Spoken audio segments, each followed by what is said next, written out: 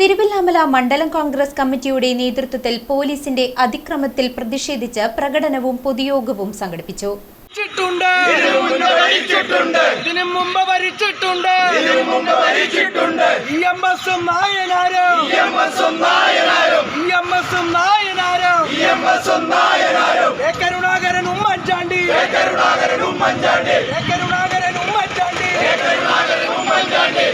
കോൺഗ്രസ് സംസ്ഥാന വ്യാപകമായി നടത്തിയ പ്രതിഷേധ പ്രകടനത്തോടനുബന്ധിച്ച് തിരുവില്ലാമലയിൽ പന്തംകുളത്തെ പ്രകടനം നടത്തി പ്രതിഷേധിച്ചു. പ്രതിഷേധ യോഗത്തിൽ ബ്ലോക്ക് സെക്രട്ടറി ആർ കുമാരദാസ് അധ്യക്ഷത വഹിച്ചു.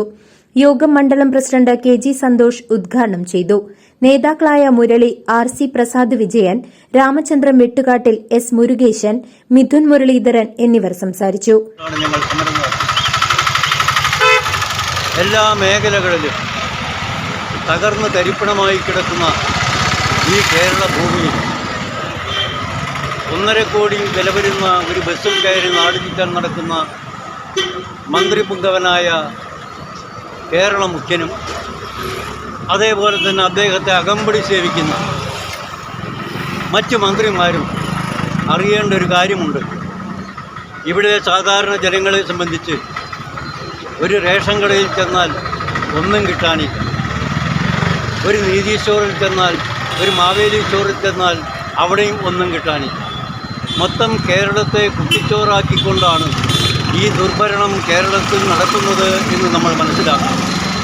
ഇത് അദ്ദേഹത്തിന് ഇത്തരം സമരമുറകൾ പോലീസിനെതിരെയല്ല, മുഴുവൻ പോലീസുകാരും നമ്മളെ സംബന്ധിച്ച് ശത്രുപാളയത്തിലല്ല.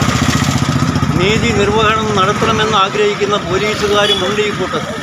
പക്ഷേ 40% പോലീസുകാരെ വിലക്കെടുത്തുകൊണ്ട് തങ്ങളുടെ ഇഷ്ടത്തിനനുസരിച്ച് തുള്ളാൻ വേണ്ടി വിടുന്ന പിണറായി വിജയനാണ് ഈ 40% കള്ള പോലീസിൻ്റെ ഉടമസ്ഥൻ.